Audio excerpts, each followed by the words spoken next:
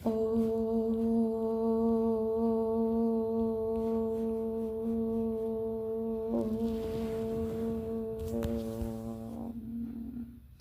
শান্তি।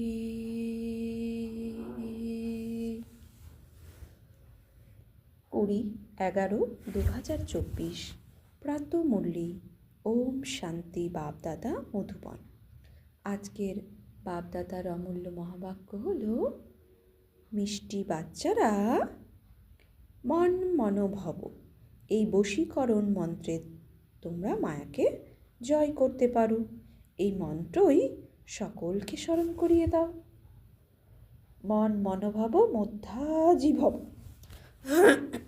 মন মনোভব মধ্যাজি ভব। মামৈ বৈশ্বাসী মৎপরায়ণ যুক্তৈব আত্মানং। তো এই শ্রীমদ্ ভগবদ্ গীতাতেও আছে, দুবার আছে শ্লোক, মন মনোভব মধ্যাজি ভব। যে মন মনোভব হবে সেই মধ্যাজি ভব হবে। অর্থাৎ মধ্যলোকে কি থাকে? বিষ্ণুলোক। প্রথমে হচ্ছে শঙ্করকে দেখানো হয়েছে, মাঝে ব্রহ্মা বিষ্ণু শঙ্কর, ব্রহ্মাকে, তারপরে বিষ্ণুকে, তারপর শঙ্করকে। তো মধ্যলোক কি? বিষ্ণুলোক। তাহলে মন মনোভব মন্ত্রের দ্বারাই বিষ্ণুলোকে যেতে পারবে।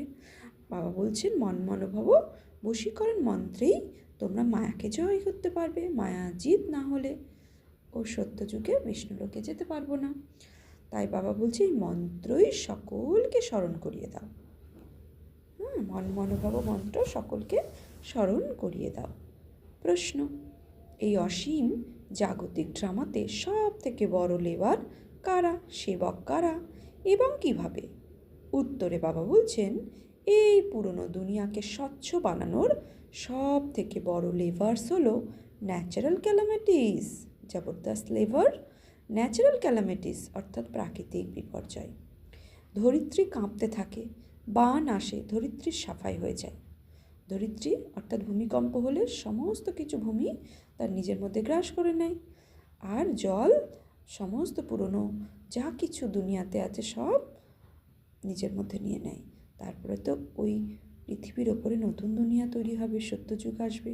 তো এই সব থেকে লেবার্স হলো ন্যাচারাল ক্যালামিটিস, যাতে করে ধরিত্রী পুরো সাফাই হয়ে যায়। এর জন্য ভগবান কাউকে নির্দেশ দেন না বাবা কিভাবে বাচ্চাদের ডিস্ট্রয় করবেন, ধ্বংস করবেন।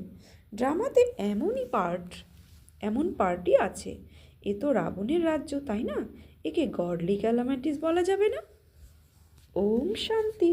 বাবাই বাচ্চাদের বোঝান, বাচ্চারা মন মনোভব। এমন নয় যে বাচ্চারা বসে বাবাকে বোঝাতে পারবে। বাচ্চারা বলবেই না শ্রী বাবা মন মনোভব, কখনোই নয়। এমনিতে তো বাচ্চারা বসে কথাবার্তা বলে, রায় দেয়, কিন্তু যা মূল মহামন্ত্র তা তো বাবাই দেন, গুরুরা মন্ত্র দেন। এই নিয়ম কোথা থেকে এসেছে? এই যে বাবা, যিনি নতুন সৃষ্টি রচনা করেন, তিনিই প্রথমে মন্ত্র দেন মন মনোভব। এর নামই হলো বশীকরণ মন্ত্র, অর্থাৎ মায়াকে জপ করা। তো শুরু থেকে যতক্ষণ মুরলি পড়া হয়েছে, মন মনোভব কথাটা 4 বার হয়ে গেল। বাবা মন মনোভবের কথা বলেছে, মহামন্ত্র। তো এভাবে একই শব্দ বারবার আসলে সেটাকে মন্থন করতে হয়, সারাদিন চিন্তন করতে হয় বাবা মুরলিতে কী বলেছে স্পেশালি। তো বাবা বলছেন এই মন্ত্র কেউই মনে মনে জপ করে না, এ তো বুঝতে হবে। বাবা অর্থসহ বুঝিয়ে বলেন, যদিও এই মন্ত্র গীতাতে আছে তবুও এর অর্থ কেউই বুঝতে পারে না। এ হলো গীতারই এপিসোড। বর্তমান সময় গীতার এপিসোড চলছে, কিন্তু নাম পরিবর্তন করে দিয়েছে। ভক্তিমার্গে কত বড় বড় পুস্তক ইত্যাদি তৈরি হয়। বাস্তবে বাবা বাচ্চাদের মুখে মুখে বসে এইসব বোঝান। বাবার আত্মাতেই এই জ্ঞান আছে, আর কেউ জানে না। তো বাবা বলছেন বাবার আত্মাতেই এই জ্ঞান আছে, বাচ্চাদের আত্মাই এই জ্ঞান ধারণ করে। বাকি সহজ করে বোঝানোর জন্য এইসব চিত্র ইত্যাদি বানানো হয়। বাচ্চারা, তোমাদের বুদ্ধিতে তো এই সম্পূর্ণ জ্ঞান আছে। তোমরা জানো বরাবর এই আদি সনাতন দেবী দেবতা ধর্ম ছিল, তখন আর কোনো খণ্ড ছিল না। পরবর্তীকালে এই সব খণ্ড যোগ হয়েছে। তাহলে এই চিত্রও এক কোণে রেখে দেওয়া উচিত, যেখানে তোমরা দেখাও ভারতে এদের রাজ্য ছিল, বাকি আর অন্য কোনো ধর্ম ছিল না। এখন তো কত ধর্ম, পরে এই সব ধর্ম আর থাকবে না। এই হলো বাবার প্ল্যান। এই বেচারাদের তো কত চিন্তা লেগে থাকে। বাচ্চারা, তোমরা তো বুঝতে পারো এ সম্পূর্ণ ঠিক। এ কথা লেখাও আছে যে বাবা এসে ব্রহ্মার দ্বারা স্থাপনা করেন। কিসের? নতুন দুনিয়ার। যমুনার তীরে থাকবে রাজধানী, সেখানে একটি ধর্মই থাকে। এই বৃক্ষ এখন সম্পূর্ণ ছোট। এই বৃক্ষের জ্ঞানই বাবাই প্রদান করেন, তিনি চক্রের জ্ঞান দেন। সত্যযুগে একটাই ভাষা থাকে, সেখানে অন্য কোনো ভাষা থাকবে না। তোমরা এই কথা সিদ্ধ করতে পারো। সত্যযুগে হিন্দি ভাষা থাকবে। একই ভারত ছিল, একই রাজ্য ছিল, সেখানে একই ভাষা ছিল। স্বর্গের সুখ শান্তি ছিল, সেখানে দুঃখের নাম চিহ্নটুকুও ছিল না। সুখ স্বাস্থ্য সম্পদ সবই ছিল।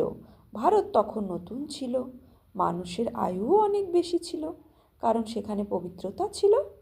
পবিত্রতা থাকলে মানুষ স্বাস্থ্যবান থাকে। অপবিত্রতায় দেখো মানুষের কি হাল হয়। বসে বসেও অকালে মৃত্যু হয়ে যায়, যুবকের মৃত্যু হয়ে যায়, কত দুঃখ হয়। ওখানে অকাল মৃত্যু হয় না, মানুষ সম্পূর্ণ আয়ু পায়। বৃদ্ধ না হওয়া পর্যন্ত কারোর মৃত্যু হয় না। যে কাউকেই বোঝাও না কেন, বুদ্ধিতে এই কথা বসাতে হবে যে অসীম জগতের পিতাকে স্মরণ করো, তিনিই পতিত পাবন, তিনিই সদ্গতিদাতা। তোমাদের কাছে ওই চিত্র থাকা উচিত, তাহলে সিদ্ধ করে বোঝাতে পারবে। আজকের নকশা এমন, আবার কালকের নকশা এমন। কেউ কেউ তো খুব ভালোভাবে মন দিয়ে শোনে, এ কথা সম্পূর্ণ বুঝিয়ে বলতে হবে। এই ভারত হলো অবিনাশী খণ্ড। যখন এই দেবী দেবতা ধর্ম ছিল, তখন অন্য কোনো ধর্ম ছিল না। এখন এই আদি সনাতন দেবী দেবতা ধর্ম নেই। এই লক্ষ্মী নারায়ণ কোথায় গেল, সে কথা কেউই বলতে পারবে না। এ কথা বলার মতো শক্তি কারোরই নেই। বাচ্চারা, তোমরা খুব ভালোভাবে রহস্য করে বুঝিয়ে বলতে পারো, এতে দ্বিধাগ্রস্ত হওয়ার কোনো দরকার নেই। তোমরা সব কিছু জানো, তাই আবার রিপিটও করতে পারো। তোমরা কাউকে প্রশ্নও করতে পারো, এরা কোথায় গেলেন? তোমাদের প্রশ্ন শুনে আশ্চর্য হবে। হ্যাঁ, এই দুনিয়াতে সত্যযুগ ছিল, সত্যযুগের যারা পার্ট প্লে করেছে, লক্ষ্মী নারায়ণ সহ তার রাজ্যের যারা ছিলেন প্রজা, তো তাদেরকে জিজ্ঞাসা করতে হবে, তো ওরা দেবী দেবতা ছিল, লক্ষ্মীনারায়ণের রাজত্ব ছিল, তারা কোথায় গেলেন? তাদের প্রশ্ন করার পরেই, তাদের প্রশ্নের উত্তরেই তাদেরকে বোঝাতে হবে। তো বাবা এটা তারিকা বলে দিচ্ছে যে কিভাবে অন্যকে বোঝাবে। তো তোমাদের প্রশ্ন শুনে আশ্চর্য হবে তারা। তোমরা তো নিশ্চিত হয়ে বলতে পারো, কিভাবে এনারা 84 জন্মগ্রহণ করেন? তোমাদের বুদ্ধিতে তো এই কথা আছে, তাই না? তোমরা চট করে বলতে পারবে, নতুন দুনিয়া সত্যযুগে আমাদের রাজ্য ছিল, সেখানে একই আদি সনাতন দেবী দেবতা ধর্ম ছিল, অন্য কোনো ধর্ম সেখানে ছিল না। সব কিছুই সেখানে নতুন, সেখানে প্রতিটি জিনিসই শতপ্রধান থাকে, সেখানে সোনাও অগাধ থাকে। ওখানে সোনা কত সহজে পাওয়া যায় সত্যযুগে। বলছে ওখানে সোনা কত সহজে পাওয়া যায় যে তা দিয়ে ইট বাড়ি ইত্যাদি তৈরি হয়। ওখানে তো সব কিছু সোনারই তৈরি হয়। খনি তো সব নতুন থাকে, তাই না? নকল তো কেউই তৈরি করবে না, যেহেতু আসল ওখানে প্রচুর থাকে। এখানে আসলের কোনো নামই নেই। এখানে নকলের কত জোর, তাই বলা হয় মিথ্যা মায়া মিথ্যা কায়া। এখানে সম্পত্তিও মিথ্যা। এমন এমন ধরনের হিরে মুক্ত এখানে বের করা হয় যে বুঝতেই পারা যায় না কোনটা আসল আর কোনটা নকল। তার চমক এতটাই থাকে যে পাথর যে পরখ করে বোঝাই যায় যে কোনটা আসল আর কোনটা নকল। ওখানে তো এমন নকল জিনিস কিছুই থাকে না, বিনাশ হলে সবই ধরিত্রীর অন্দরে চলে যায়। এত বড় বড় পাথর হিরে ইত্যাদি মহলে লাগানো হবে, সেসব কোথা থেকে আসবে? কারা কেটে নিয়ে আসবে? ভারতেই অনেক বিশেষজ্ঞ আছে যারা আরও হুঁশিয়ার হতে থাকবে। তারপর সেখানে তো তারা সেই গুণ নিয়েই যাবে, তাই না? মুকুট ইত্যাদি কেবল হীরেরই হবে না, ওখানকার হিরে কেবল হিরেরই হবে না। বাবা বলছে মুকুট ইত্যাদি কেবল হিরেরই হবে না, ওখানকার হিরে সত্যিই বিশুদ্ধ এবং প্রকৃত হিরে হবে। এই বিদ্যুৎ, টেলিফোন, মোটর ইত্যাদি কিছুই ছিল না। বাবার এই জীবনেও কত কি বেরিয়েছে, 100 বছরের মধ্যে এইসব বেরিয়েছে। ওখানে তো অনেক বড় এক্সপার্ট থাকবে, তারা এখনও শিখে চলেছে। তো যারা এখনই শিখছে, এই শেখার সংস্কার নিয়ে সত্যযুগে যাবে। তাই 100 বছর বাবা আসার পরই সায়েন্সেরও এত ডেভেলপ হচ্ছে, তো আরও হুঁশিয়ার হয়ে চলেছে। এও বাচ্চাদের সাক্ষাৎকার করানো হয়। ওখানে হেলিকপ্টারও প্রুফ হয়, হেলিকপ্টারও ফুল প্রুফ হয়। বাচ্চারাও অনেক শতপ্রধান শুদ্ধ বুদ্ধির হয়। আরও এগিয়ে চলো, তোমাদের সাক্ষাৎকার হতে থাকবে।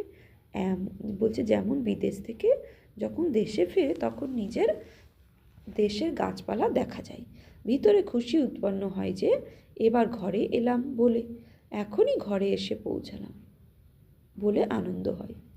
পরের দিকে তোমাদের এমন সাক্ষাৎকার হতে থাকবে, বাচ্চারা বুঝতে পারে তিনি হলেন মোস্ট বিলোভেড বাবা। তিনি তিনি হলেনই সুপ্রিম আত্মা, তাকে সবাই স্মরণও করে। ভক্তিমার্গে তোমরাও তো পরমাত্মাকে, বাবা বলছেন ভক্তিমার্গে তোমরাও তো পরমাত্মাকে স্মরণ করতে, কিন্তু এ কথা বুঝতে পারো না যে তিনি কত ছোট নাকি বড়। এমন গানও গাওয়া হয়, ভ্রুকুটির মাঝে ঝলমল করে এক আজব সিতারা। তাহলে বাবা বলছেন তাহলে অবশ্যই তো বিন্দুর মতো হলো, তাই না? তাকে বলা হয় সুপ্রিম আত্মা বা পরমাত্মা। তার মধ্যে তো অনেক গুণ। তিনি হলেন জ্ঞানের সাগর। তিনি কি জ্ঞান শোনান? তিনি যখন শোনাবেন তখনই তো তোমরা জানতে পারো, তাই না? তোমরাও কি বাবা বলছেন তোমরাও কি প্রথমে জানতে? তোমরা কেবল ভক্তিই জানতে, এখন তো বুঝতে পারো। এই আশ্চর্যর, তোমরা আত্মাকে এই চোখ দিয়ে দেখতে পাও না, তাই বাবাকে ভুলে যাও। এই নাটকেই এমন আছে যা মালিক বানান, তার নাম গুপ্ত করে অন্যের নাম দিয়েছে। শিব বাবার নাম গুপ্ত করে অন্যের নাম দিয়ে দিয়েছে। কৃষ্ণকে ত্রিলোকীনাথ বৈকুণ্ঠনাথ বলে দিয়েছে। অর্থ কিছুই বুঝতে পারে না, বসে কেবল বাহা পা দেয়। ভক্তি মার্গে বসে এমন অনেক কথা বানানো হয়েছে। ওরা বলে ভগবানের মধ্যে এতটাই শক্তি যে হাজার সূর্যের তেজ সব থেকে ভস্ম করে দিতে পারে, সব কিছু সবাইকে ভস্ম করে দিতে পারে। এমন এমন কথা তৈরি করে দিয়েছে। বাবা বলেন আমি বাচ্চাদের কিভাবে জ্বালাবো? এ তো হতেই পারে না। বাবা কি বাচ্চাদের ধ্বংস করবেন? কখনোই নয়। এই পাঠ তো ড্রামাতে, বাবা বলছেন এই পাঠ তো ড্রামাতে পাঠ করেছো, এই পাঠ তো ড্রামাতে পাঠ রয়েছে। পুরনো দুনিয়াতে তো শেষ হয়ে যাবে। পুরনো দুনিয়ার বিনাশের জন্য ন্যাচারাল ক্যালামিটির সব হলো সেবক। কত জবরদস্ত সেবক এরা! এমন নয় যে এদের প্রতি বাবার ভাইব্রেশন আছে যে বিনাশ করো, তা নয়। ঝড় আসে, ফেমেন, দুর্ভিক্ষ হয়, ভগবান কি বলেন এসব করো? কখনোই নয়। নাটকে তো এই পার্টি রয়েছে। বাবা কখনোই বলেন না যে তোমরা বম্বস তৈরি করো। এসব রাবণের মত বলা হয়। এ হলো সূর্য, এ হলো পূর্ব নির্মিত ড্রামা। রাবণের রাজ্য হলো সব থেকে আসুরি বুদ্ধির হয়। কত মানুষ হবে বাবা বলছেন কত মানুষ হবে, এ এক বানানো খেলা বাড়ি পেট হয়। বাকি এমন নয় যে শঙ্করের চোখ খুলতেই বিনাশ হয়ে যাবে। একে গডলি ক্যালামিটিসও বলা হবে, সম্পূর্ণ ন্যাচারাল। বাচ্চারা বাবা এখন তোমাদের শ্রীমত প্রদান করছে, কাউকে দুঃখ দেওয়ার কোনো কথাই নয়। বাবা তো হলেনই সুখের পথ প্রদর্শক। এই নাটকের নিয়ম অনুসারে বাড়ি পুরনো হতেই হবে। বাবাও বলেনি সম্পূর্ণ দুনিয়া পুরনো হয়ে গেছে, এর এখন সমাপ্তি ঘটা উচিত। কিভাবে? দেখো, সকলে নিজেদের মধ্যে লড়াই করে। এ তো আসুরি বুদ্ধি, তাই না?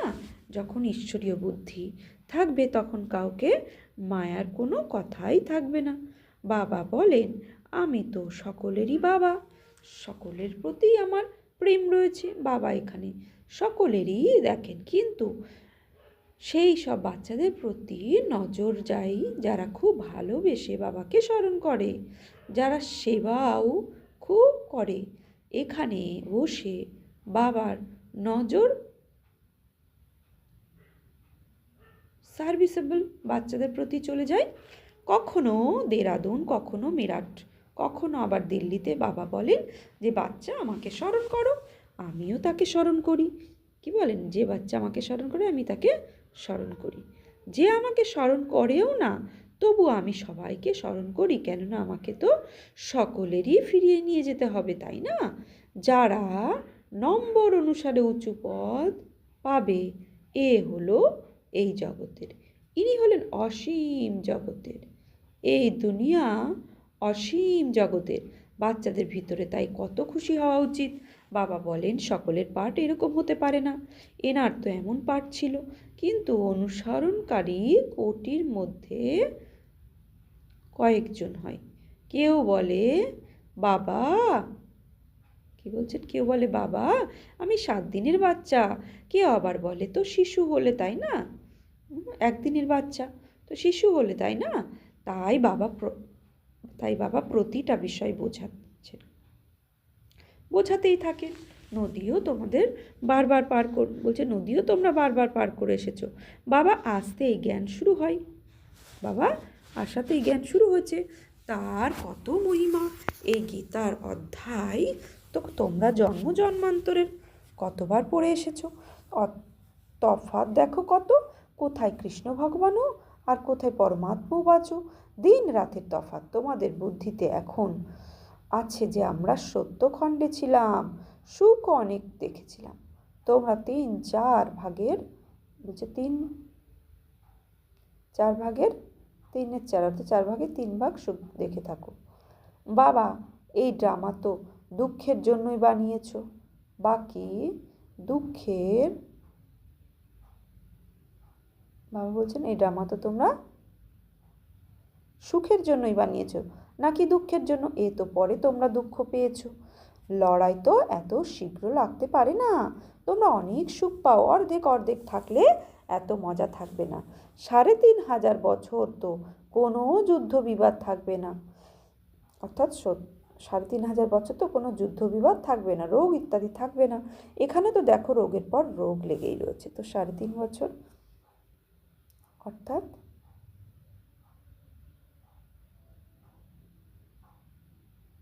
সত্যযুগ ত্রেতা যুগে তো 3500 বছর তো কোনো যুদ্ধ বিবাদ থাকবে না। সত্য ত্রেতাতে তো কোনো যুদ্ধ থাকে না, দাপরের শুরুতেও কোনো যুদ্ধ বিবাদ থাকে না। তাই বাবা বলছেন রোগ ইত্যাদি থাকবে না।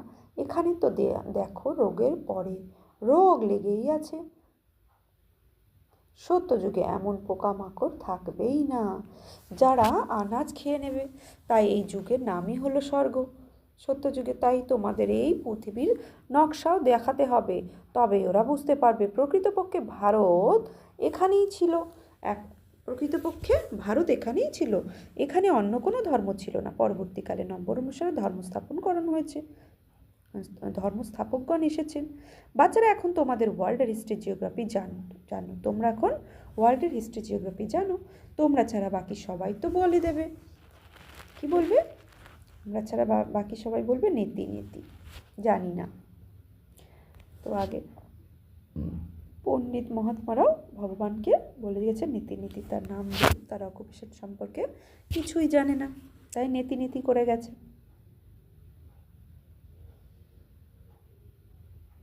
তো বাবা বলছেন তারা বলে আমরা বাবাকে জানি না, তারা বলে দেয় তার কোনো নাম রূপ দেশকাল নেই।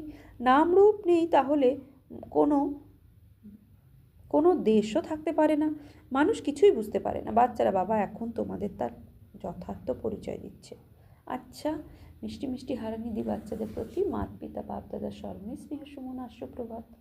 আত্মাদের পিতা তার আত্মারূপী বাচ্চাদের জানাচ্ছে নমস্কার। আমরা আত্মারূপী বাচ্চারা আত্মারূপী বাপ দাদাকে জানাচ্ছি নমস্কার, সুপ্রভাত, ধন্যবাদ। ধারণার জন্য মুখ্য সার, এক সদা অপার খুশিতে থাকার জন্য অসীম জগতের বাবা যে কথা শোনালো তার মন্থন করতে হবে আর বাবাকে ফলো করতে চলতে হবে। 2, সদা সুস্থ থাকার জন্য পবিত্রতাকে গ্রহণ করতে হবে। পবিত্রতার আধারে হেলথ, ওয়েলথ, হ্যাপিনেস, অবিনাশী উত্তরাধিকার বাবার থেকে নিতে হবে। বরদান, সর্বপ্রাপ্তির স্মৃতি মার্জ রেখে সদা সম্পন্ন থাকা সন্তুষ্ট আত্মা ভব। সর্বপ্রাপ্তির স্মৃতি মার্জ রেখে সদা সম্পন্ন থাকা সন্তুষ্ট আত্মা ভব। সঙ্গম যুগে বাপদাদার দ্বারা যা কিছু প্রাপ্তি হয়েছে সেসবই স্মৃতি যেন ইমার্জ রূপে থাকে, তাহলে প্রাপ্তির খুশি কখনো নিচে দোলাচলে নিয়ে আসবে না। সদা বাবা বলছেন সদা অচল অটল থাকবে। সম্পন্নতা অচল বানায়, দোলাচল থেকে মুক্ত করে দেয়। যারা সর্বপ্রাপ্তি দিয়ে সম্পন্ন থাকে তারা সদা রাজি, সদা সন্তুষ্ট থাকে। সন্তুষ্টতা হলো সব থেকে বড় খাজানা।